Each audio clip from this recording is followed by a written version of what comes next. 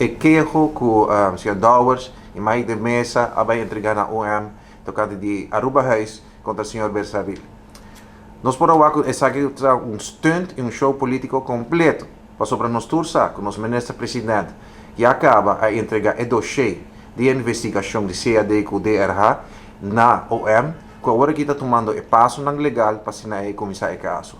Pensei de uma atuação de pânico, de desesperação política, nós estávamos com a AVP, Tamanda, Dowers e Mike de Mesa, cambia a história constantemente, de lo qual a suceder realmente no processo aqui, para assinar e trata de apropriar su mês de lo qual está sucedendo.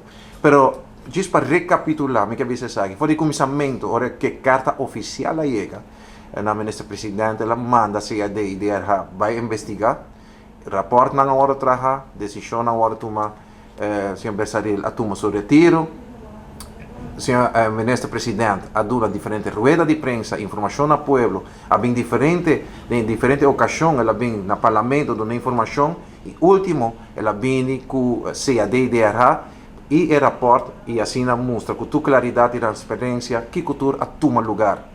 E assim é, tour parlamentar faz pergunta, o povo por seguir, e saca sua própria conclusão de forma transparente que o governo aqui, nosso ministro-presidente, a handle o assunto aqui. Contrário à AVP, que sempre, ora que tem corrupção, a tapa, braça, e corrupção aqui a formalizar, hasta promover de uma maneira.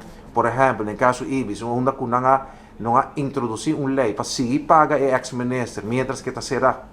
E assim aí também promover o político que está dentro, vota para assim aí para sacar seu mês. Onde com nenhum momento, hora que nós de governo, não há disclose, não há nenhuma transparência, nenhuma informação de lo qual está sucedendo e nos pouac.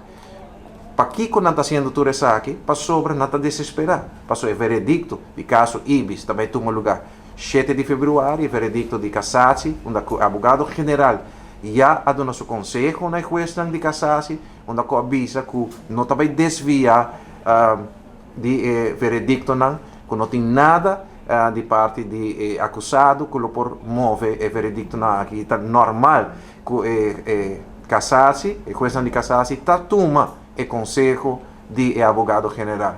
Também não sabe que proximamente caso Avestruz também lo conhece um veredicto, que me lo qual está janeiro e fevereiro, está sumamente interessante, tem caso de partido AVP de uma loucura, de uma desesperação, de um dolor imenso, e está pensando também que cria sensação, cambia a história, para assim o povo pode desviar da realidade que está batendo diante da porta. Foi de que nós está condenado, o qual quando está assim, nós está visa o povo não vai atrás, não sabe como o presidente faz seu trabalho transparentemente e partido naturalmente em sua totalidade para trás de